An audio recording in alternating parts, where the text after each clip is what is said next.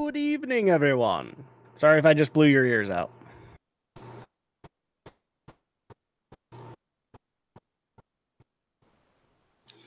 Again.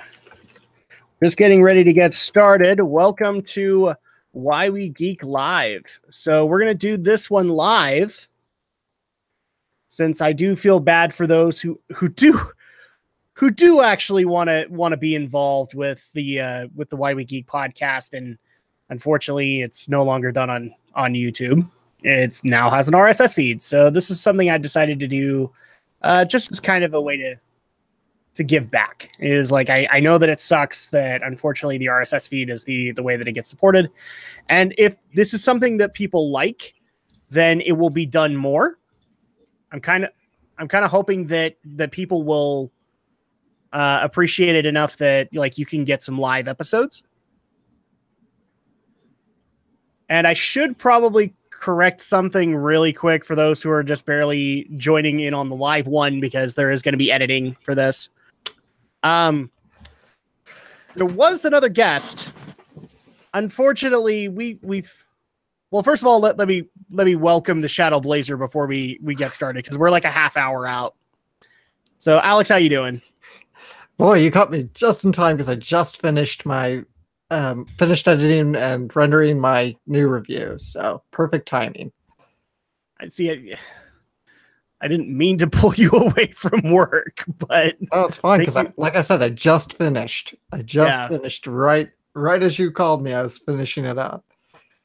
Yeah, it's so yeah. Let me clarify something really quick. So this podcast actually was advertised by somebody else. In fact, the guest for this one was supposed to be Lita Kino of Kino Reviews, and also one half of the Senshi Annie Girls podcast. Unfortunately, she in the 11th hour had something come up and could not do it. So, and since it's so late in the month, I did not want to have to go through the process of like replanning this, putting a whole new thing together. Plus, I wanted to give you guys a Why We Geek Live. So Alex the Shadow Blazer has graciously stepped in to fill in for Lita Kino. And I really appreciate Alex for doing this, and also wish Lita nothing but the best. It sounds to me like something last minute came up. So that can usually not mean the best things. Mm-hmm. So there you go. But yeah, I'm sorry to pull you away from work, Alex, but really, dude, it's okay, because I just finished. So yep. Perfect timing. But at least this is something that you can speak on. Yeah. So that actually works out. And actually, let me get this out on the social medias. Makes me glad, because I started working on it before you and I got together to stream today, and just finished it up as soon as I got home. Nice. Yeah, because if people didn't actually know, we actually did our first ever Twitch live stream today. So we actually took one of our selections, or one of our suggestions for the 100 subscriber Let's Play Shadow of the Colossus for PS4, and we just decided, you know what? Let's do it via live stream. Shadow of the Colossus is not necessarily a game that has a whole lot of story to it, so at that point we can interact more with you guys. And for those who are already going to be asking, like, are these parts going to make their way to YouTube? Yes, they are. I just haven't brought them over just yet. I've had a busy ass day. Yeah. So if I get to this, and here's the thing, tomorrow's busy, and I'm very busy with editing queues and everything, stuff like this. So it's going to take a while, but like, this is going to go up on the RSS feed. You are going to get Shadow of the Colossus on Track and Shadow. That's happening. Just be patient with me, because I'm actually getting ready to drop the top 10s on you, and then get back to regular schedule. Because I don't know how many people are still screaming, like, when are you going to get back to regular schedule again? I'm getting ready to do that. So you guys can look forward to that very soon. Okay. Breathe, Drac. Breathe. And I'm also I'm just going to let people gather for a little bit. Let's see. I'm going to put this up too. I'm going to put this up on Discord as well. Interested. I am doing a live Why We Geek podcast with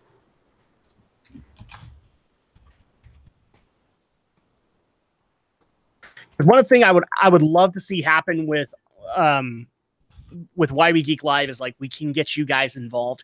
There still will be there has to be a podcast with its own kind of flow that has to go into the RSS feed.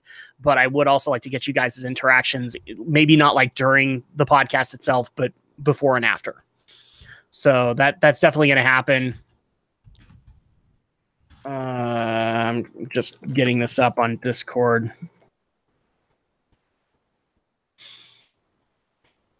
Well, actually, the two Discords that probably would be helpful too. Let's do this one as well. I don't know, where should I put it in the AnyTuber one? I just put it in new videos. That's where I put our stream today. So there we go.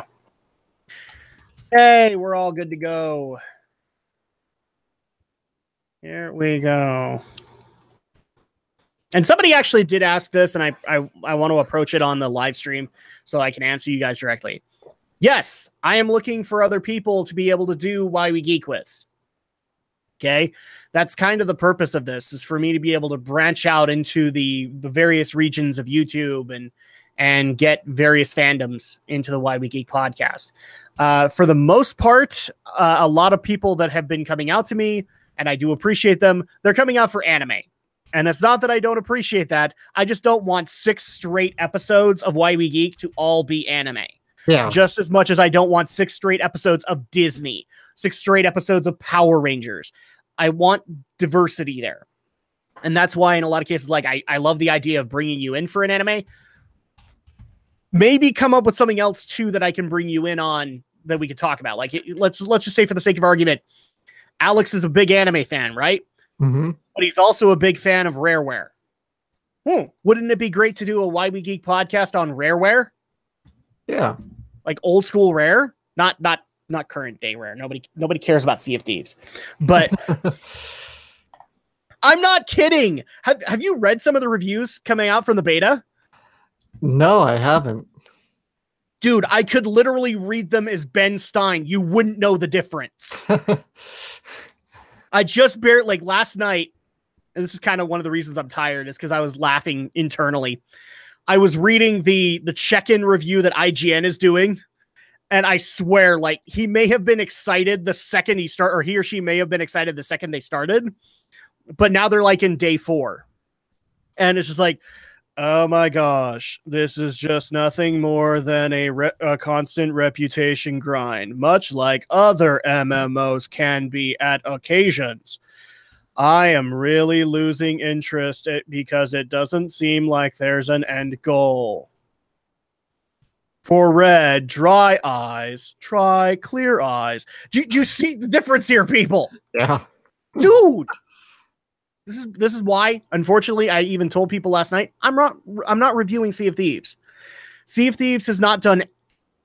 Well, there have been a few things that have been, oh, that's cute. Most of it is just eh.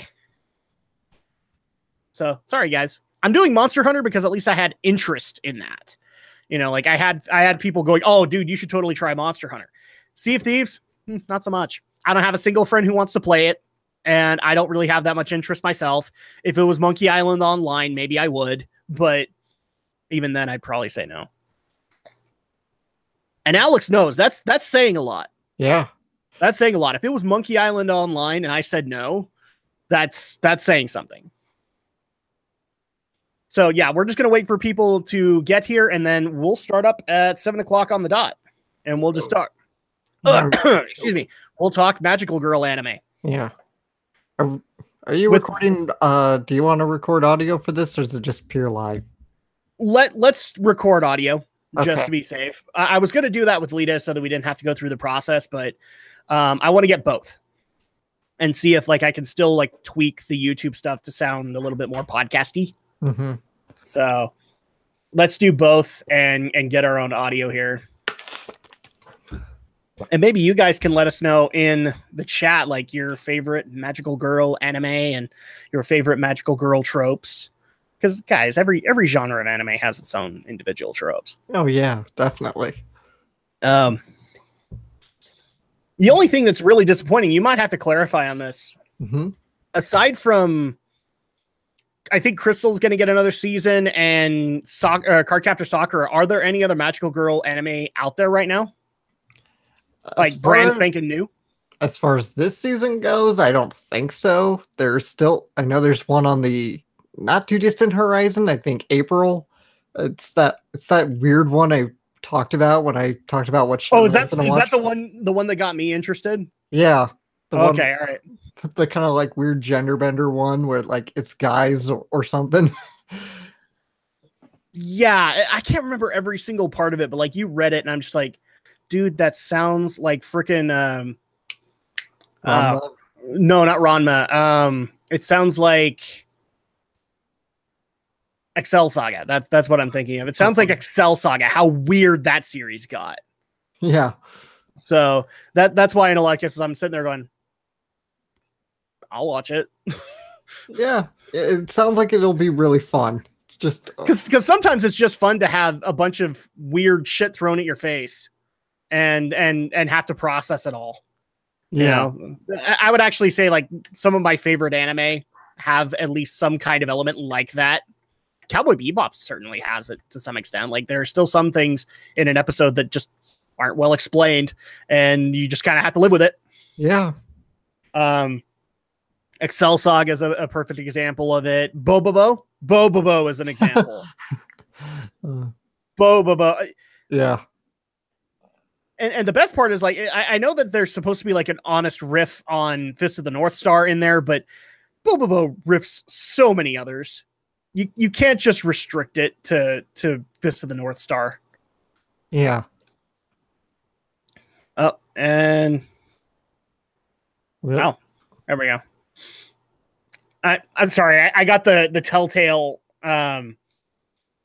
Discord blip. Oh yeah, that was me. Just saying, get excited. You have no idea. I've had to turn off the notifications. If you notice, you didn't hear them on the tablet today. Yeah. I had to turn them off because here's the thing. I love the Discord pages that I'm a part of, but some people are not on my time zone. And there have been a couple of times at like 3 a.m. where all of a sudden, blip. And the problem is like you want to go back to sleep, right? But you have that compulsion. You've heard the blip. Now you want to see what was said. And then at that point, now you're kind of awake. So it takes you another 10 to 20 minutes to get back to sleep. Yeah. It's like when I get a text message in the middle of the night. That happens to me. Which is sad. I've done that to you.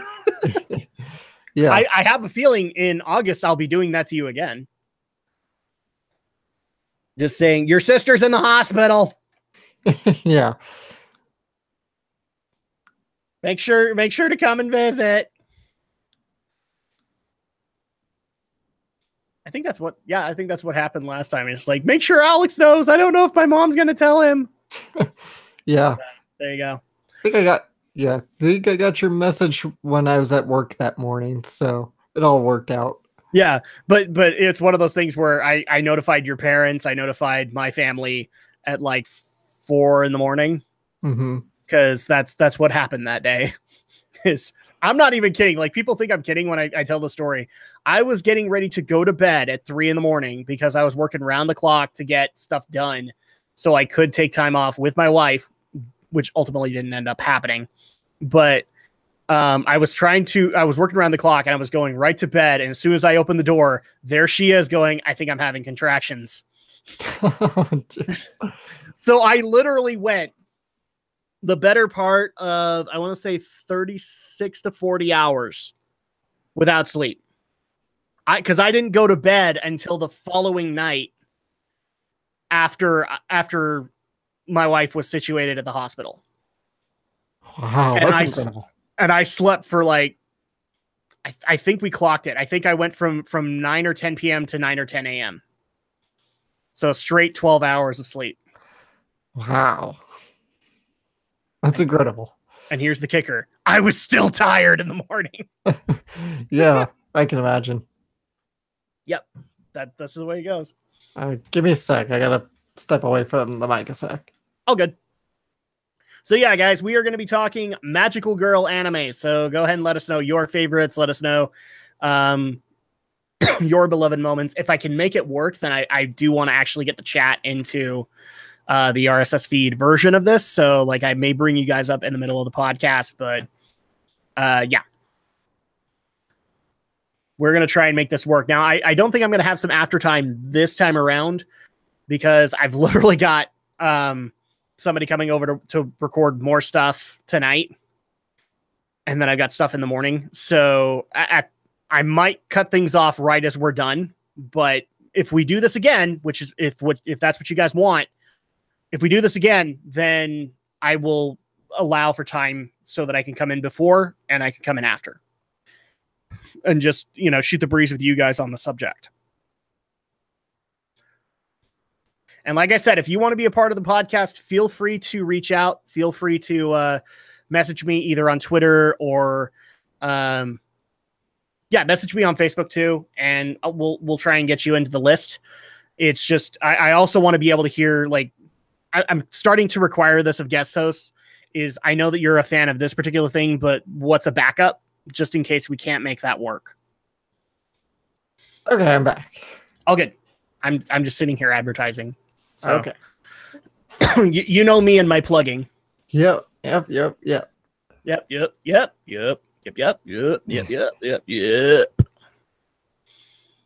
see. Oh, we got more Gal Gadot stuff. Somebody was telling me somebody is trying to get her for a movie. I can't remember which one it was, but they were trying to get her, and it was a weird role. Right now, with Wonder Woman being a success, I'm sure everybody in Hollywood's after her now. Yeah, but it wasn't DC or anything like that. It was something new. Like it was a fantasy property, I think. I don't remember. I wish I remembered, but oh well. Let's see here. Just waiting for people to get in here and enjoy the podcast. Kuni 2. Oh, this is great. Oh, I wonder if this is going to make the podcast next week, Alex. Oh, yeah? What's up? EA is hiring for a Star Wars open world project. Jeez. So what it looks like is they're going to take Visceral's idea and they're going to reshape it into an open world kind of concept at EA Vancouver. Okay. Yeah. So basically this is EA reaching and trying to keep the Star Wars license for themselves. Yeah. Safe to say. Yeah. Oh, Jiminy Christmas, people. But then again, our prospects aren't looking very good because if we've got Activision pushing for it as well as Ubisoft, I don't know if I trust either of them to do a good Star Wars game.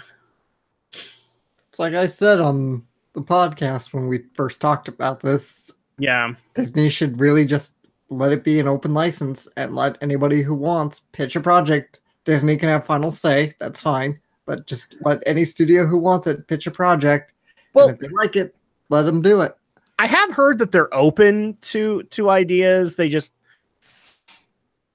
from what I can gather, is like they want.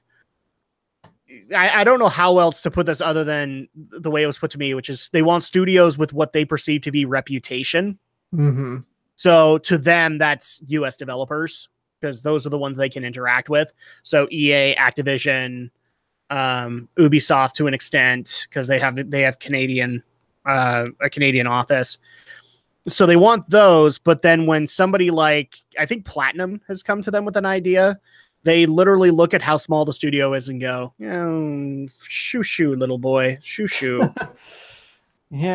So that might not necessarily just be on EA's side. It may also be on Disney. Oh yeah, I know it's on Disney. I mean, they could work with Square Enix. Square Enix has a U.S. branch. They do. So Square Enix would come out with a really kick-ass Star Wars game. Do you want to know the only downside you'd have with it? You'd have to wait 5 years minimum to get it. Yeah. But hey, it would be awesome. That's one of the, it's the love-hate relationship that a Square Enix fan has to go through.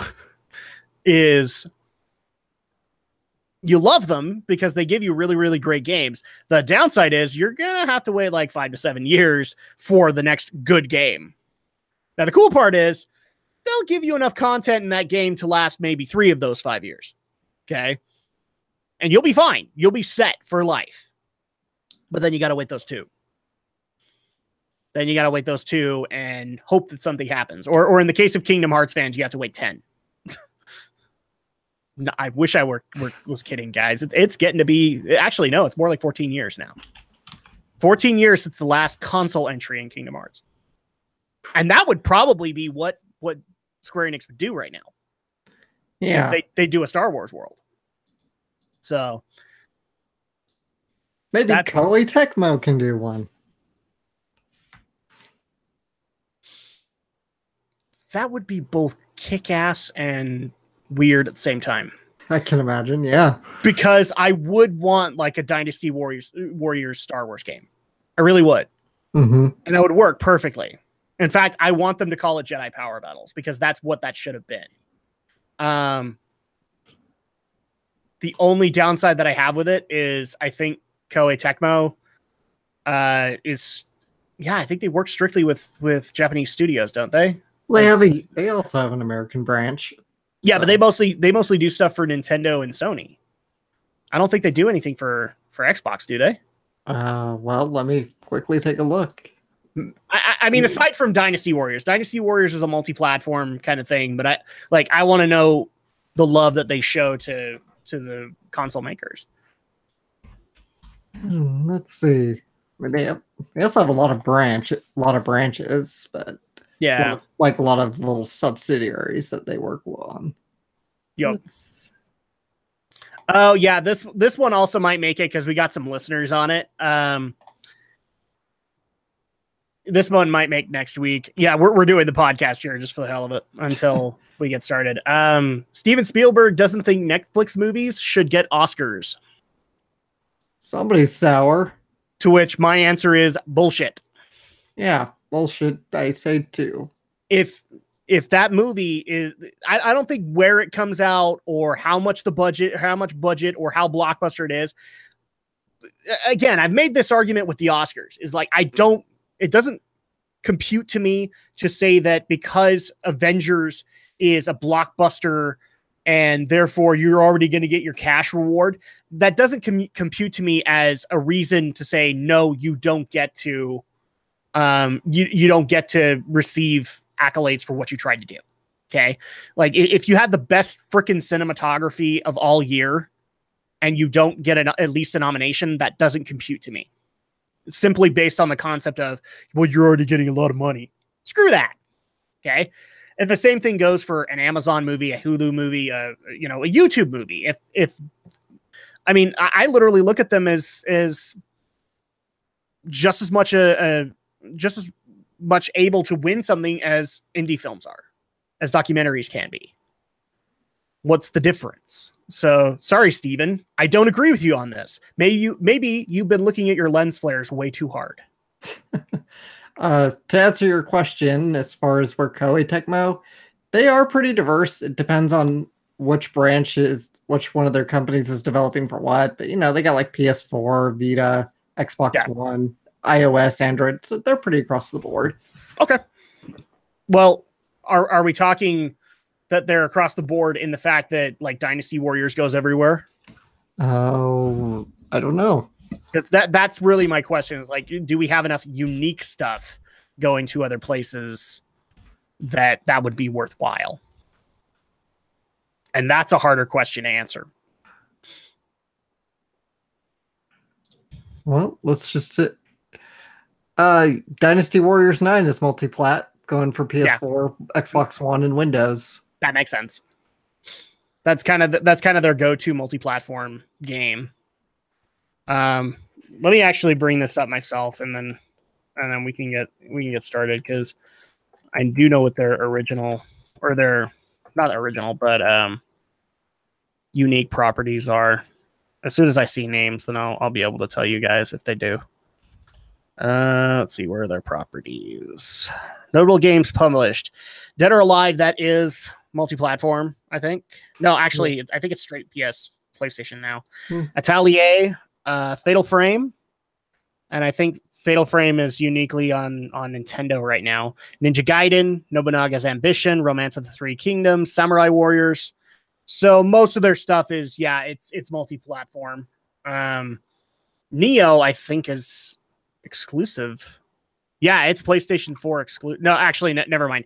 It's PlayStation 4 and PC. So, and that's their answer to Dark Souls.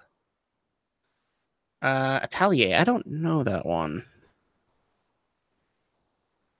Oh, dude, Atelier is apparently a very big series. Yeah, I think starting all the way back in the original PlayStation.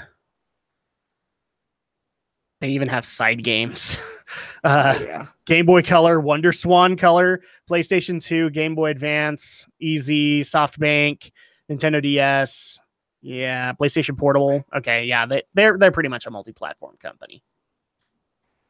All right, let's go ahead and get things started. Okay. So let me know when you're ready. Ready. All right, so cameras are hot, mics are hot. 3, 2, 1. Turn myself down just a little bit. There we go.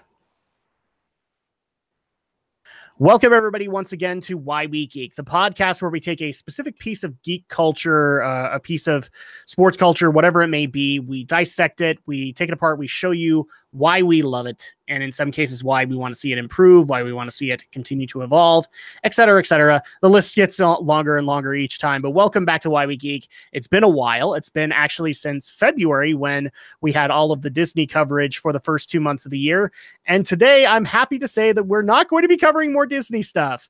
I know some people will be disappointed about it, but it's okay. Disney will be back eventually, but it's time for us to visit a topic that came up last year but didn't get a whole lot of spotlight. And I actually want to kind of change that this year, and that is anime.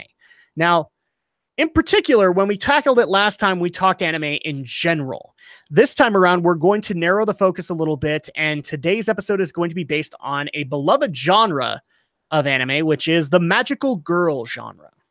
And of course, I'm being joined for my panel of Why We Geek with the Shadow Blazer himself, Alex Short. How are you doing tonight, Alex?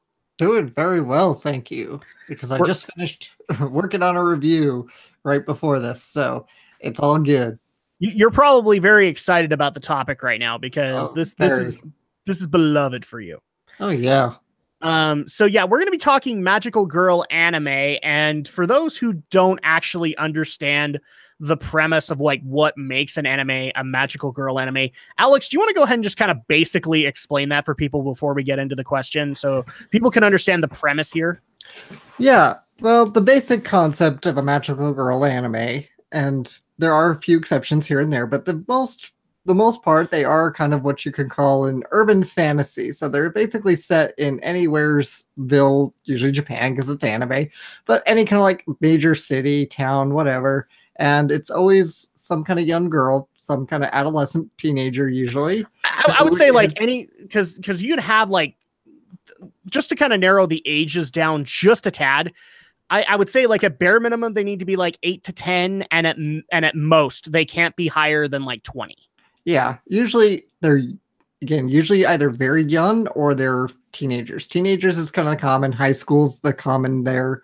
But, you know, there are very young ones. There's also like middle schoolers. But they're always like usually set in a city. I don't want to say always because there are exceptions. They're set in cities usually. And of course, it's always predominantly female characters who have magical powers. How they get their powers always depends on the series in question. Yeah, but that's the basic kind of premise of it. I would actually say that if you've seen something along the lines of like the tokusatsu shows, you've also seen a lot of tropes that are run kind of in line with Magical Girl. Magical Girl is just strictly it's restrictive in the fact that yes, there has to be a girl involved, but also powers don't necessarily have to be from stuff that is really aggressive based. It's mostly based around love, friendship, togetherness, things like that. Yeah. So with that being said, now we can actually start up into the podcast itself by asking the first question that I always ask in every one of these podcasts. What was your first magical girl anime, Alex, the Shadow Blazer? And also, what was the one that kept you forever kept you as a fan of the magical girl genre? People do ask occasionally why I ask these two kind of pronged questions. The reason I do is because what got you into it isn't necessarily what keeps you there. That's true. You could eventually come across something that's even better in your mind and thus anchors you as a fan. Up until then, you just kind of had a passing interest. Mm-hmm. So what were those for you, Alex? Well, my big introductory for me was Cardcaptor Sakura, or as it was known over here for the time, Cardcaptors. It was the first time I'd really seen any kind of show like that, because a lot of the shows I'd been watching at that point were a lot of the adventure shows like Digimon, like Pokemon. So it was always going out on a long journey, long difficult quest of some kind. Well, Cardcaptors was sort of the first one set in more or less an urban environment, which was very stand out to me. Plus, that was also the time I was just getting more into anime and more curious about it. But that's really my big introduction there. Granted, it took me quite a while. Cardcaptors had a very weird release here in America compared to everywhere else. Yes, as it was kind of one of the, I guess it's now being called, like, every anime associated with them was victimized, and that is that they were part of 4Kids for a while. It wasn't 4Kids, no. Oh, it wasn't 4Kids. Okay. No, it was licensed by Nirvana Entertainment, which primarily releases a lot of kids animation. You know, Maurice Sendeck's Little Bear, Franklin, shows like that. A lot of Disney Junior stuff was by them back then. I think they're still around. Yeah. And Nelvana is still around, and most of its stuff is kid based. Trust me, I have to see that Nelvana logo now as a parent. So, I mean, so it went through the usual very process of what a lot of anime back then, when they got onto TV, went through. They got localized, they got name changes, but here in America, Kids WB, in its infinite wisdom, decided to really patchwork the show. So they skipped around a lot because they wanted to make the other character, Xiaoran Li, or they reversed his name here in America, Li Xiaoran, more of a feature character. I mean, the show is really all about Sakura. She is the title character. It's always revolving around her. So America, we're like, oh, girls don't watch TV. It's mostly boys, and we got to sell toys and merchandise. And so which is funny because like 5 years before that was not their approach. They basically just said, no, there are girl shows and then there are boy shows. And I'll get into that in my little rant, but go ahead. Yeah. And so we got this weird skip around hopscotching bullshit with the series. I mean, everywhere else that got the localized dub, they got it in the full proper order, but they kept skipping and jumping around. So there were like episodes aired completely out of sequence, out of order. Sometimes they were spliced together from two different sources. It kind of got confusing. That's probably why it never really did super well, just because I got a feeling people just couldn't keep up with it. Which is weird to say because like everybody that I knew that watched it loved it. I mean, I loved it too. Because one of the reasons that they loved it was, you know, as much as we knock on the original dubs and everything like that, the theme song is what sold a lot of people. Yeah, you know, I mentioned that because I did a list about my favorite dubbing themes, right? My favorite theme songs from dubbed anime. And I included the Cardcaptors theme, which a lot of people I know railed against. I liked it then. I like it now. It's an old favorite for me. I like the Japanese ones just fine. I love the Japanese ones, but I can't think of Cardcaptors without thinking of that theme song. I really the dubbed theme song has a special place in my heart. And, you know, for all the flaws that Cardcaptors did have, I'm glad we got it. I'm glad I was able to see it. Of course, I also got to watch it in its original entirety much, much later, thanks to a friend of mine who had the entire DVDs before he managed to get them all before they went out of print. I had to wait until the re-release from NISA. Yeah. And so Cardcaptor Sakura was, I guess you could say, it was also my definitive one to an extent. I probably have another one we'll get into a bit later, but Cardcaptor Sakura / Cardcaptors is my first, and I guess you could also call it my definitive one.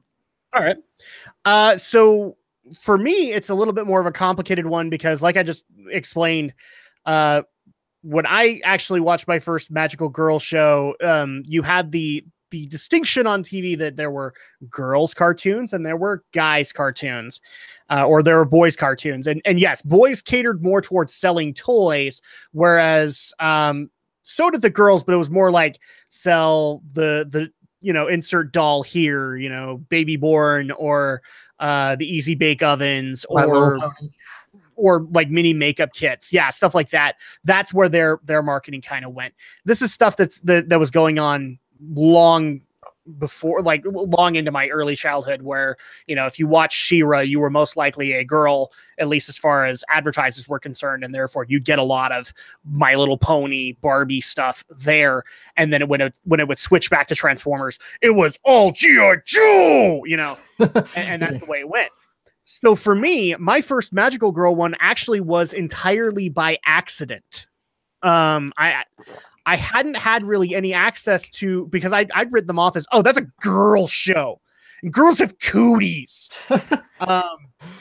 And around that, or around the time of my first magical girl, I was actually watching Sonic Sat AM on USA. They actually got it. And I wasn't able to finish the series. Sorry, would you repeat what it was? Because my stream froze up on me for a sec. No, it's fine. So the way I came across it was I was actually watching Sonic Sat AM on USA, because when it was doing its run on the networks, I was not able to watch it all the way through. I got like a couple of episodes and then they took it off, and they already had it like an obscure time in the morning, like 5 a.m. Yeah. So I wanted to be able to finish it. I didn't even know until that point there was a second season to Sat AM. I didn't even know that. And I was getting ready to record more stuff, and there were still more episodes, and they changed the time slots again. And instead of getting Sonic Sat AM, which it was now on like an hour earlier, I got Sailor Moon. I got Sailor Moon, which is I guess the dub that I've been told I had was the 4Kids dub. Deke. What was it? The Deke dub? Yeah, 4Kids never had Sailor Moon. It's always been Deke. Yeah, it was one of the dumb, or the dubs that like hardcore anime fans look at you and go, "Oh, you poor soul," which I actually get frustrated with, because I technically didn't have too many problems with the dub. There's still actually some voices that I think the Deke dub did better than later dubs did. Okay, so like in my opinion, the Deke dubs, Usagi, Serena, whatever you want to call her, I felt was much more tolerable than the later dubs did. They actually, like, for some reason, the girl played her as like more annoying. And that actually drove me nuts. For some reason, I wasn't even the biggest fan of Serena. Like I would totally tune out when she was gone, Amy Mizuno for life, boys and girls. That was where I was. But that was my first exposure, is that I got into Sailor Moon so much so I didn't think I was going to be that interested. Like I literally wrote it off as like, oh, girl show. And finally, just out of curiosity that night, I watched the first episode, and I at least got enough curiosity to watch the second one. And then I was kind of hooked. Because eventually the arc got better and better and better as things went on. It literally hit like every button for me, and I wanted to finish it through. Sadly, you couldn't do that, because not every episode was contracted by Deke, so they couldn't go further than like the early Crystal Tokyo arc. Right. So that's as far as they could go. But I actually had like this long line of VHS tapes that were all Sailor Moon episodes. That was my DVD collection, my first ever DVD collection. That's really weird to admit now, but that was my first kind of collection in that regard. The show that actually kept me into the magical girl genre, and it was actually kind of by accident that I came across it. I all of a sudden went to a rental store one night and just wanted something new to watch. I didn't necessarily care if it was anime or anything like that. And I found one title on the shelf that caught my interest above all others, and it was a title by the name of Cutie Honey. It's like, huh? And I'll also probably admit I was a teenager, so yeah, probably boobs. Also did it too. But I mean, it was either that or Ghost in the Shell. And it was like, which one could I actually pass off and my mom would actually let me rent, kind of thing. Because it was her money going towards it. And so I picked up Cutie Honey, and this was the new Cutie Honey that Anime Abandon has reviewed. And there I was actually thinking, oh, wow, this is a really versatile genre, because not only can you have the serious stuff like Sailor Moon, but you can have Cutie Honey, which is technically, guys, supposed to be serious too, but can also spoof itself. It can parody itself to an nth degree. And I'm like, oh, well, that's a lasting franchise right there. Especially to me in my teenage mind, is like, if you can actually, parody yourself and make fun of the tropes that exist within your genre, you're sold to me. Like, to me, you're going to be here for the next 20 years. And I was technically right, because it's been around for at least 20 years, probably even more. But yeah, that's the thing that got me into it, and eventually got me to 40 years. No, yeah. First published in 1973. Well, I'm saying like the next 20 years of my life, like it'll be there. But that, Cutie Honey and Sailor Moon were eventually the things that got me into checking out things like Magical Knight Ray Earth. What are a few others that I've checked into? You've shown me Madoka Magica, and a number of others that have caught my interest from time to time. The only thing that I would say doesn't make me the most hardcore fans is that usually when I pick up something that has magical girl traits, it also has traits in something else too. And so I don't know, like, to some that would be considered as like, oh, well, you're halfway there. You're not a dedicated fan. Like, well, okay, but I'm at least a fan, right? I think I really can't think of anything that would be truly a pure magical girl. They always accompany something else. I mean, Cardcaptor Sakura and Sailor Moon, they're both also like overlap with slice of life school-like kind of stuff. And, you got Madoka Magica, which overlaps with horror and sci-fi and cutie. Ray Earth really, like, if you look at Ray Earth, I mean, it does have the tropes of a magical girl show, but it has more tropes associated with like a fantasy show, like Lotus War or Slayers, than it does with magical girl. To me. Yeah. And, to me, at the very least. You got, an example on my end of that would be Flip Flappers from 2016, which has adventure elements as well as a bit of sci-fi to it. Yep. And we're even getting, so this is actually going to be for our viewers that follow the RSS feed. First of all, welcome. But this is actually also going to be done live on YouTube. So we actually do have some chat here, and a bunch of other examples are being brought up of other magical girls magical girl anime that I wasn't aware of, like Yuki Yuna and Raising Project. I've even got one on Twitter. Somebody's making a very strong argument that Fate Stay Night, even though it's part of a completely different genre, could technically qualify, because most of the combative what are they, like the Aeons or summoned things, are girls that have magical properties. So at that point, it's like, yeah, this could actually have properties within Magical Girl. Oh yeah, Fate, I never really realized that, because Fate Stay Night the whole Fate series, that's a giant franchise, by the way. That always struck me. I've never really looked into it too much beyond, I tried the first episode of Fate Zero and I really couldn't get through much more. But the whole Fate series always struck me as more of epic fantasy, but apparently it is urban fantasy. Go figure that. Yeah, well, I mean, like I said, somebody's just making a compelling argument to me that, yeah, you can technically say it's part of that genre, even though it does have more etchings in like fantasy and in I would actually say Fate, or the Fate series is also based in shonen, because there's always some kind of like a tournament or something that's attached to the plot. Also, it's Cutie Honey. Cutie Honey's demographic is shonen. Yeah, so or another parody one that I actually like, and I actually think you should watch if you can ever get your hands on it. It's called Project Echo, where it actually is sci-fi, but again, it's a ginormous parody to Magical Girl as well as to the mecha and sci-fi genres of anime. It's actually really fun to watch. I mean, it's an 80s anime, so get ready for, you know, a little bit of hyperviolence and a little bit of, you know, nudity, but it's still actually a really fun romp into making fun of at least 2 or 3 genres that I love in anime.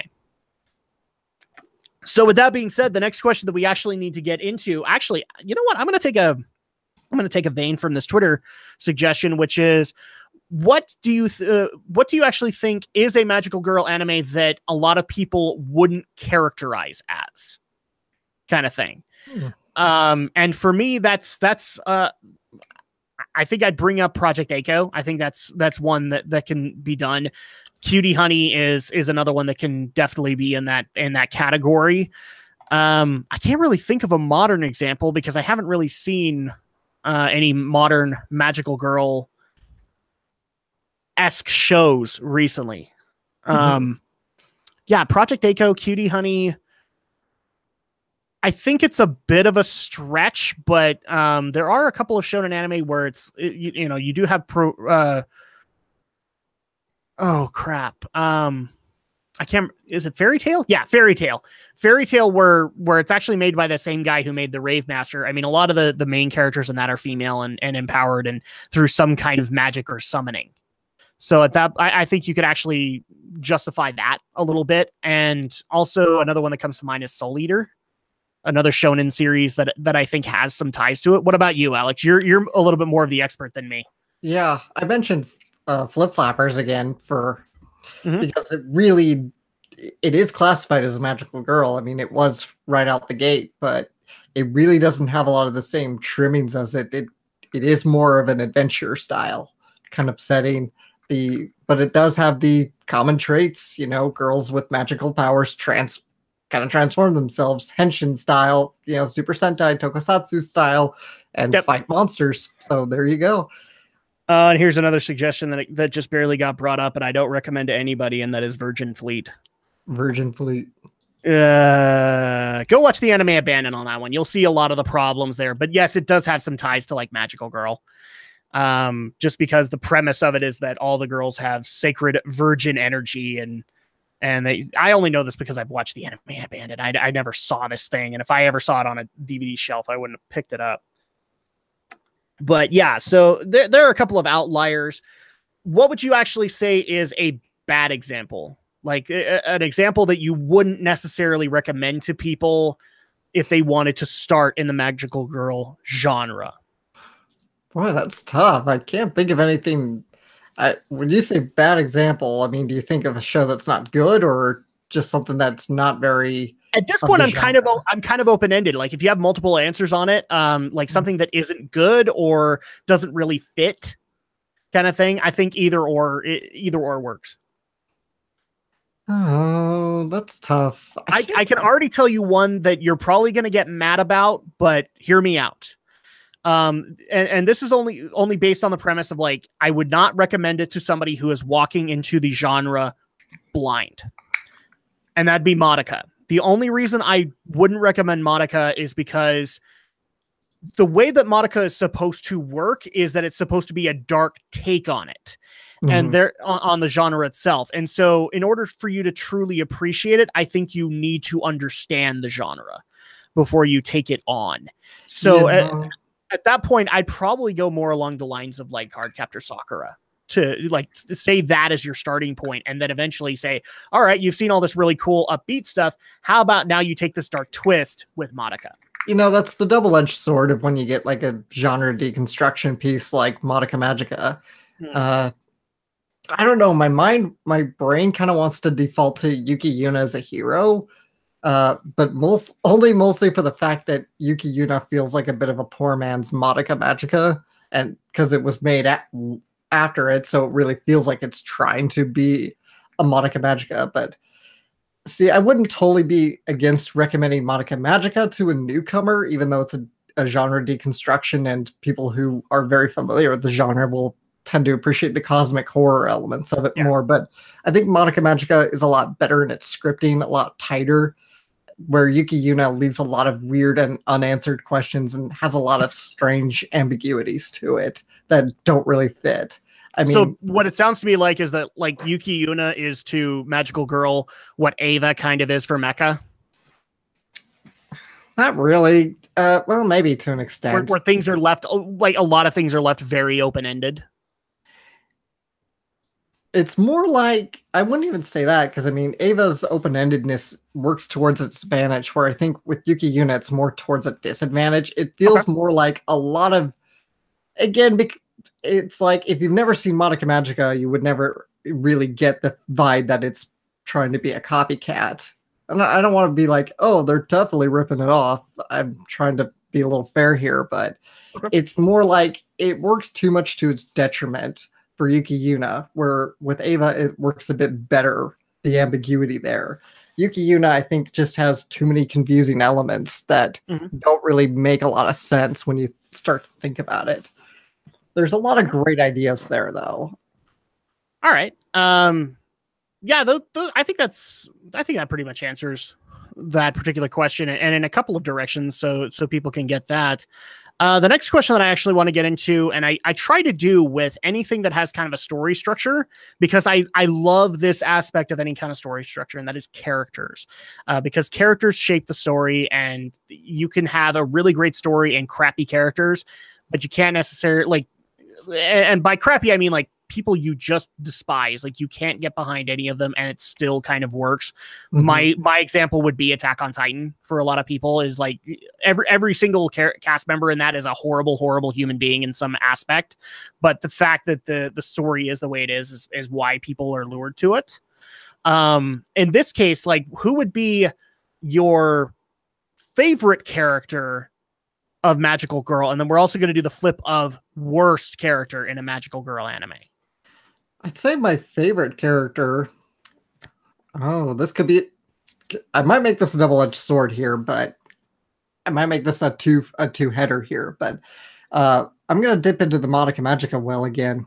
One I would say is Madoka herself, our titular character, and a lot of people always write Madoka off as sort of a bland character, but given Madoka Magica is a horror story with as a Magical Girl show, it's sort of like, okay, she is the sort of scared, intimidated audience member here. She's our vessel through the elements, and she's the foil for everybody else. Everybody in the show, which is what their undoings are, is they're driven to their wishes very hastily and very emotionally. And that's really what kind of unfortunately leads them all to their demises at some point. Where Madoka, she can't make that wish. She's first, as it starts for her as she doesn't really know what she would want to wish for. It's such a big deal. It's so important. It could be life-changing. And she lives a very blessed life. She has two parents who love her very much. She has a nice little baby brother she cares about. She has a good home life, goes to a good school, everything. So you can see why at first she doesn't really understand what to really wish for. And after that, when they see what happens to Mommy, when Mommy gets killed, she's too scared and too intimidated to do anything. And unfortunately, to an extent, it causes the death of Mommy, it causes the death of Sayaka. And I mean, makes Homura happy because Homura doesn't want her to become a magical girl. And so when Madoka finally does stand and make her wish at the end, when she tells Kyubey, I want to rewrite the laws of the universe here. Yeah. It makes it all the more impactful because she's made that decision. She's witnessed the consequences of everything. And she's really at last made up her mind. She's ready to do what she needs to do. Okay. So Madoka would be your best example. Did you put your worst in there? Worst? Okay. Yeah. Once I'm going to again fall back on Yuki Yuna here, and that is also the main character, Yuki Yuna. Or I guess Yuna Yuki, it should be inverted like that. But yeah. I said this in my own review, is where people call Madoka bland, and I think they miss the point of what Madoka's character is, where Yuna is actually, I think, a very bland character. Nothing about her really accentuates or says, this is why she's important as the title character here. It's just like, she she's the do-gooder, and she comes out swinging in the end. And given Yuki Yuna, again, really is trying to emulate the cosmic horror elements of Monica Magica, that's where it's as a faulting. All right. For me, my best, I'm going to go into that first because it's actually kind of a tie. After thinking long and hard about it, just trying to get ready for this episode, I couldn't not put these two together, and both of them come from Sailor Moon. Because I remember loving Amy Mizuno as a kid, not like enough to a point where I kind of had a crush on her. And the only reason being is like, that was one of the first times where, female characters were presented to me where their looks didn't like make up 90% of the character. If that makes sense to people. Like, it wasn't that they were just the badass girl that was swaying their hips kind of thing. It was that she was really, really smart. And she was a strategist. There was depth to her. I especially loved at least whatever depth we got in later episodes. In fact, one of my favorite Sailor Moon episodes is, I can't remember the name of it, but it's the one where Amy goes or is going to go on a trip abroad to expand her education. And yes, it sucks that she's actually going, but at the same time, you feel really good for her because she's having a lot of good things going for her in her life at that point. But you also learn a lot more about her character and how like her study habits have kind of dictated her life, how she's pretty much a night owl like her mom and dad are, because they're both doctors. At least I think that's the story, is that her parents are both doctors. And then the tying one is Lita Kino from Sailor Moon. And the reason that I like Lita is where Amy is super, super smart. And that actually is what lends a lot of depth to that character. Lita is basically got tons of gumption, tons of instinct, tons of, for lack of a better term, spunk. Like she's kind of I'm trying to think of a best way to do this without going weird, is she's usually kind of the Yusuke Urameshi of it, is like, she's not necessarily needing to know every single detail. She just needs to know that this evil being needs to be taken care of, kind of thing. And that's all that needs to be addressed with her. And even some of the depth that we actually got in, again, I watched the Deke dub, so don't hold that against me. The Deke dub of Sailor Moon, one of my favorite episodes with her is when you get to meet a guy friend of hers that is like a childhood friend, and he gets hurt in a monster attack, so much so that he needs a blood transfusion, and she's the only one that can give it. And that actually affects her the entire episode, where she's now completely weak from the blood transfusion, that she can't actually fight the monster, but she's still dead set on doing so. Like, that's her dedication. Another one that I guess could be brought up is like any shonen protagonist, Goku, Naruto. That's really how Lita kind of works. So that would be my example of best. And my worst, I'm trying to step outside of Sailor Moon here, guys, but that's like a majority of my experience into the magical girl genre. And it kind of encompasses a lot of what I don't like in the genre as well. And that's going to be Usagi, aka Serena. Mm-hmm. She's annoying as crap to me. Like when things get hard, the first instinct for any of the other Sailor Scouts, like I'm not even a big fan of Ray or Mina in that. They kind of annoy me too, but their first instinct is, let's transform. It's go time. Let's go fight. Serena's first instinct is to fall down on her knees and cry rivers of tears. Okay.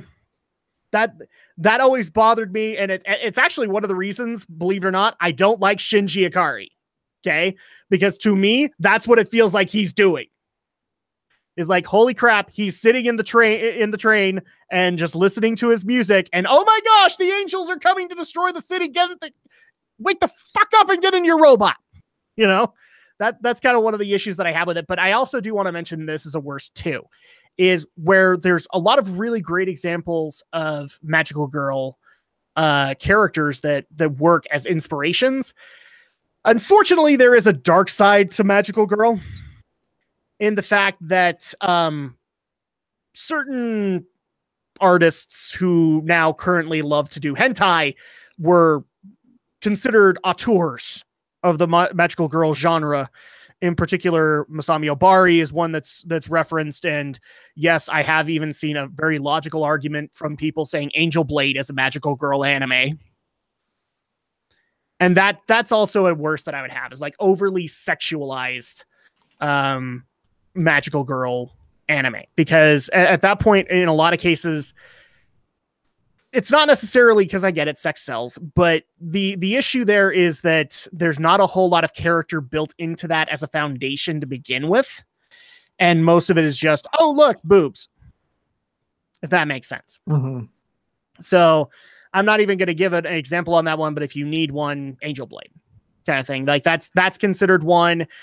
Cutie Honey would technically fall into this, but since it's such a parody anyway, I don't count it in that regard. So if you want to actually make an argument there, then you're more than welcome to. But because I mean, we're actually, correct me if I'm wrong, we're also starting to see some magical girl anime kind of shift back in that direction, aren't we? Into what, the lighter campier stuff? Into over sexualizing the characters. Oh, I don't know. I wouldn't say necessarily yes or no. It really will just depend on the show. I can honestly tell you, if you stretch the definition, then probably, but because again, people can justify a whole lot of things, and just as much as I've seen people justify like the Fate series as being a magical girl kind of show, I've also seen a lot of people make the justification, and also Fairy Tail also kind of gets that justification too. I've also seen series like Witchblade, the anime rendition of Witchblade, or Queen's Blade, get brought up as technically magical girl anime shows. I mean, yeah, if you want to be very, very general, because they do have if you want to in them. Yeah, if you want to stretch the definition to be as generalized as what Witchblade needs to be, and I would actually say Witchblade doesn't count because there was already a comic series before that, and I would actually say I can't say that anymore because Madoka has changed the equation there, where Madoka took things really dark. Witchblade is a very, very dark comic. So at that point, you can't necessarily make that argument anymore, I guess. A lot of magical girls start off as manga, so. So I guess so moving on into the next question, we've had best characters and worst characters. Kind of going into what we've actually talked about before is like, what is one series that you would recommend to, not necessarily as like a gateway into the genre, but like, what is one magical girl anime you recommend that any anime fan should at least see once? I would actually suggest both. I would suggest the original Cardcaptor Sakura series, and I would suggest Madoka Magica. Madoka Magica, even though like you're walking into something that's very warped.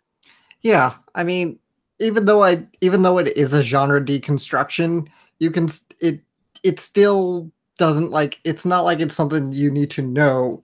Just knowing the tropes and knowing what it is kind of undoing or unraveling or dissecting, you'll still appreciate it regardless. I feel like it's like I saw Evangelion before seeing really any big giant robot shows. I mean, maybe I saw one or two here or there, but when I saw Evangelion, it's not like I was super immersed in the mech genre. I still appreciated Evangelion because of its really, I think, interesting storytelling, great action sequences, so on and so forth.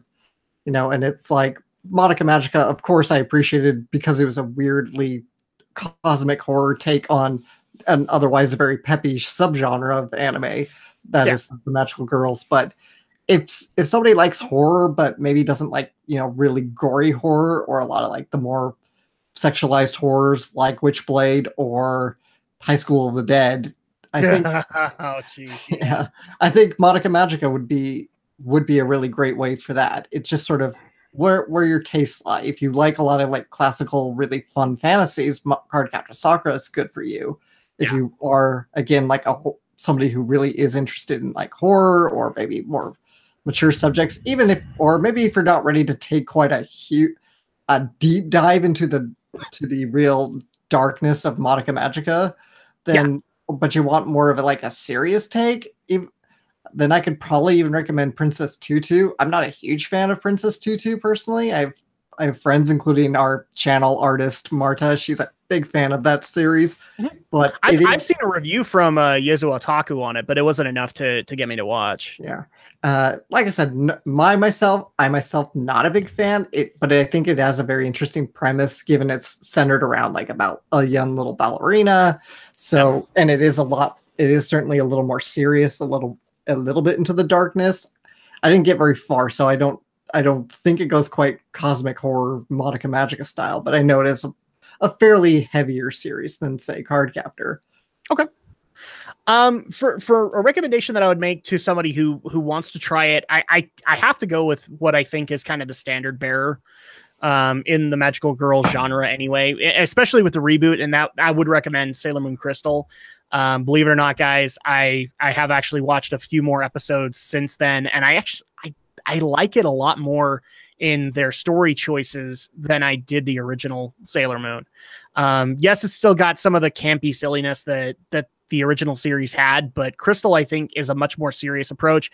And since it's inspired by the manga, it is only helped by it. So, it's one of those things where I get that, where you would want to do a deviation like Madoka, but if somebody wanted like an introductory take on the genre itself, I can't think of another place to go to other than Sailor Moon.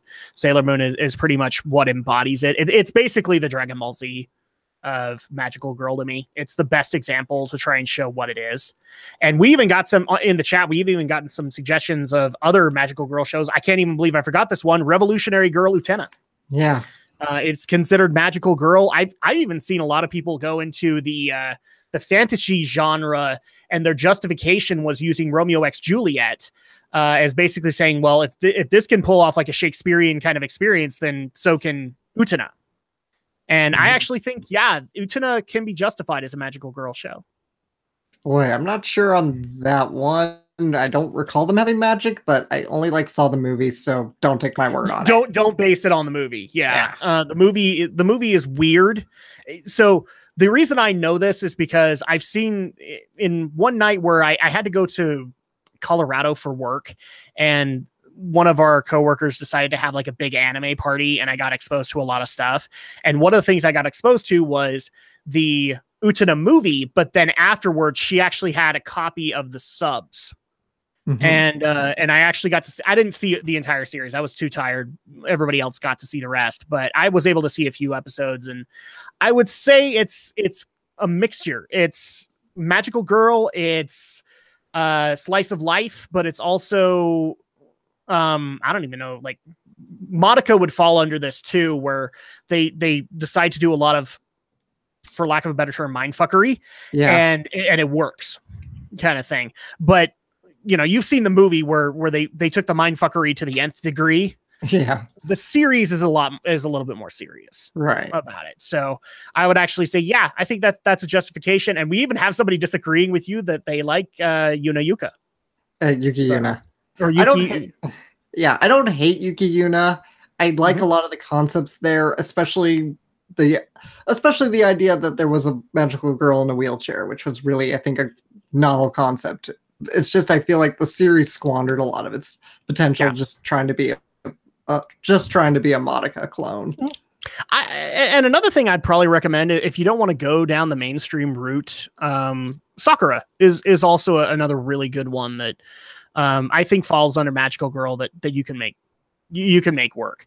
It's just one of those things that makes me kind of sad that when the dub approached it kind of in a weird dark way, even though they didn't really go that dark, the series goes very, very, very, very, very, very lighthearted. And like one thing I would definitely not recommend is go watch the intro and like an episode of the dub, and then go watch like the actual subbed version, because it's whiplash. It is. It's like that is something I should have mentioned, is the US, the localization really tried to make it look a lot edgier than it really is. Yeah. The theme song, the music, it's all very kind of like a weird, darker, edgier, but obviously they can only do so much considering they're just readapting existing episodes. It's not like they're doing much more. Okay. Another one that I personally want to ask is a favorite of yours, and you've talked about it I don't know how many times. In fact, it's actually been kind of difficult on recording session days because he wants to go watch it on Netflix. Little Witch Academia, would that count? Yeah, I would count that. It's kind of like, because I've seen people make the justification of like, no, it's not anime.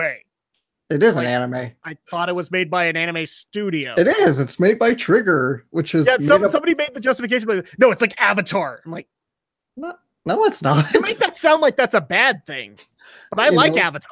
If you want to to make the Avatar argument would assume like it was all done in like Korea or something, but no, maybe they didn't know it was an anime studio that did it. Yeah, it's by Trigger, and Trigger's like made up of a lot of former Gainax people. So, yeah, with Little Witch Academia, definitely a magical girls show. It's kind of like the anime version of Harry Potter, only all female, and minus Lord Voldemort, minus the houses, but it's very similar kind of base to it. Kind of, go to a witch school, learn how to become a witch.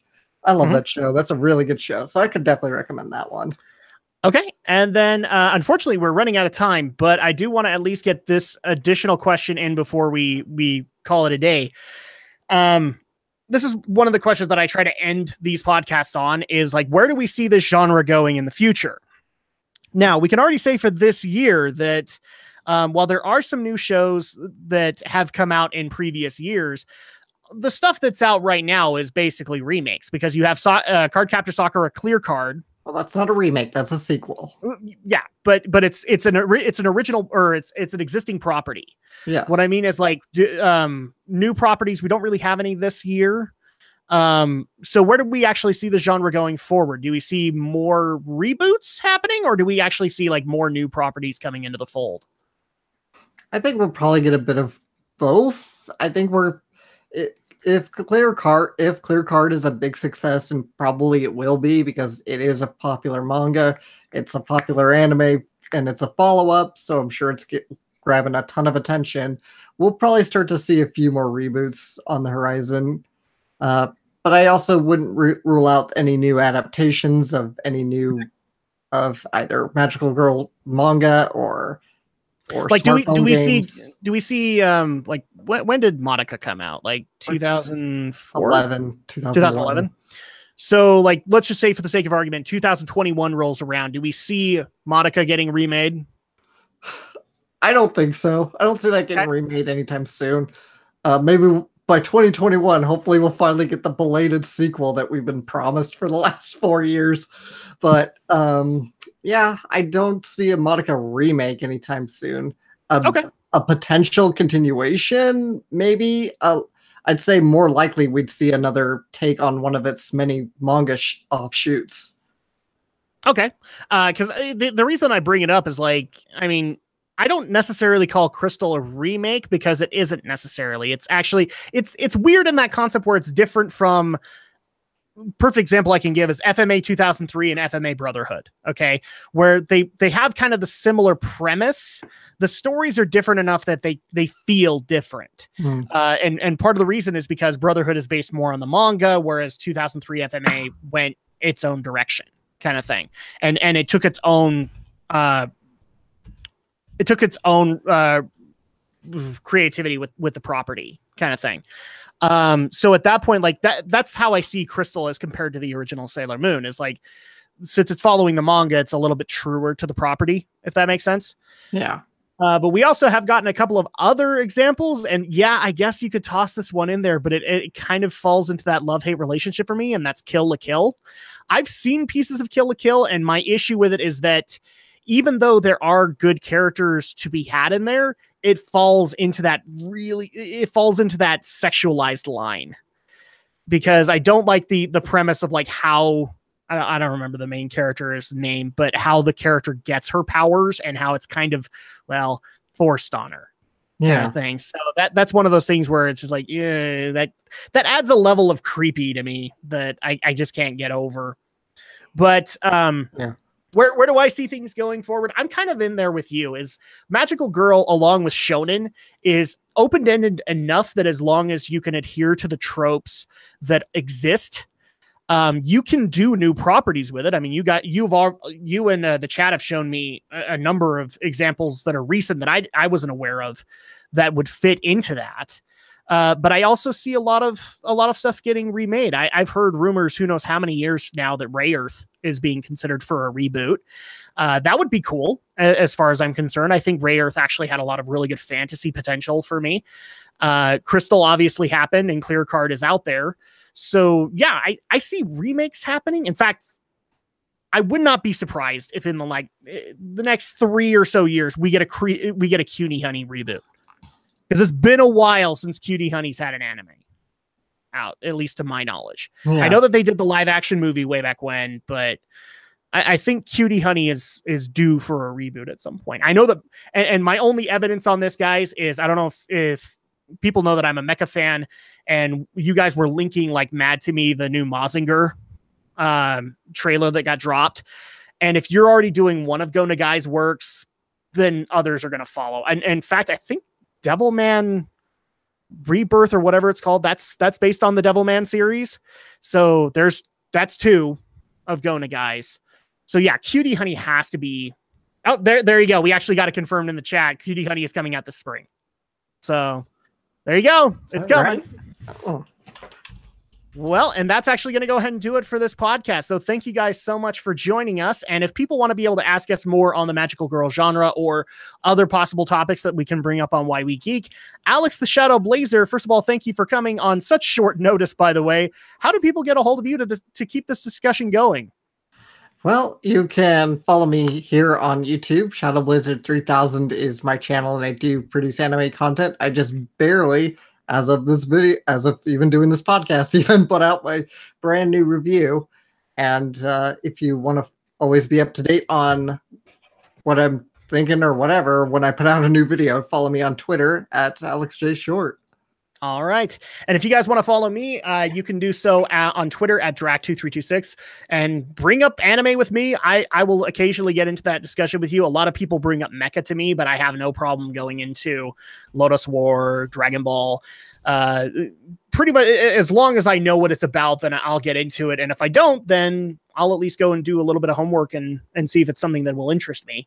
Heaven knows I've gotten enough recommendations ever since doing podcasting. And then you could also follow everything going on my YouTube channel on Facebook, which is DracLP. So all you have to do is look for is DracLP, and you'll get updates on all the stuff that's coming out on the channel, as well as any stuff that might be coming soon. But the biggest thing that I would ask that you guys do is support the Why We Geek podcast. And the best way to be able to do that is subscribe to our RSS feed, which is whywegeek.podomatic.com. And you can also subscribe by looking for Why We Geek on iTunes and on Google Play for I keep on saying Amazon users and it doesn't work, for Android users on Google Play. So that's the best way to be able to support this. And you can also follow the Why We Geek podcast on Twitter at Why We Geek.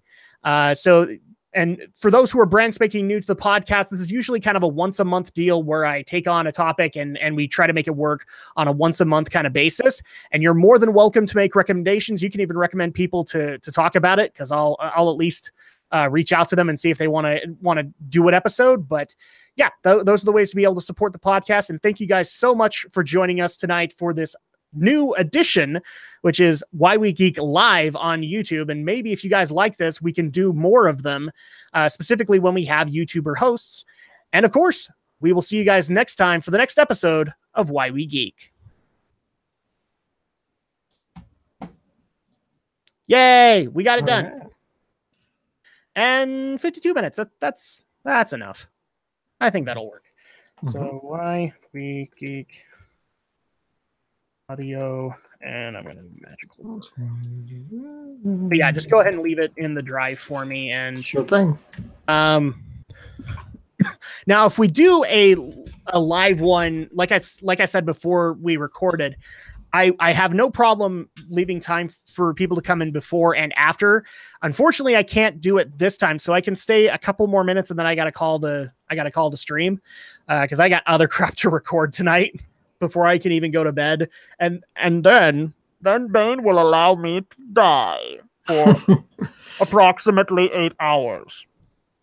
So if you guys have additional stuff that you guys want to bring up before I call it, that is actually really cool. Cutie Honey is coming out this spring. I actually want to get that. I don't care if people call me creepy. I really don't. Oh, it's coming on Netflix, so you'll be able to watch it there. Oh, that's perfect. That is perfect for me. Cheapany Christmas. I got so many beeps on. Oh, here we go. Because you put this up. All right. Yeah. I was wondering why I was getting so many Discord beeps. But you turned that off. No, I turned it off for the ones that pester me, and the ones in particular that we were talking about before, they're turned off on the tablet, not on my PC. Oh, right. Okay. Yeah, so that it doesn't wake me up at 3 a.m. And I'm sorry, Jiro, if I mention or if I hurt your feelings by saying what I said about Kill la Kill. I know people who love Kill la Kill and will die for Kill la Kill, but I've watched, I want to say 3 or 4 episodes in. I got as far as the origin of her putting on what is it, like the magical thong that gives her scissor powers, and I looked at that and went, I'm done. I can't do this anymore. Oh, Fist of the North Star also coming this spring. Oh no, don't say that. Oh, I shouldn't watch Fist of the North Star, but now I want to watch it. If for no other reason, just to hear them go, yeah. It's always fun. Yeah, and I'm sure we could find a dozen other examples of stuff that would loosely could be defined as magical girl.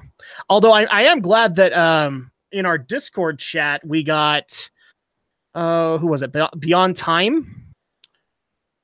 Yeah, who actually also had seen Project Echo, and he recommended it to you. Okay. So there you go. Is it Beyond Time? Yeah, Beyond Time was the one that recommended. Project Echo parries all kinds of anime genres. Yes, it does. And it's just a fun little romp if you can actually get your hands on it. Yeah, there's a number of shows that we could loosely determine as magical girl in one way or another. A show, but I did play Blue Reflection on PS4, and that is a magical girl game. But not a show. Not a show, but a game. Lots of returning shows and reboots. Yes.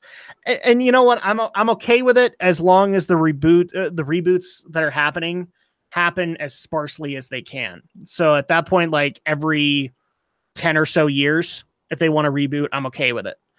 As long as the reboot brings something to the table, kind of thing.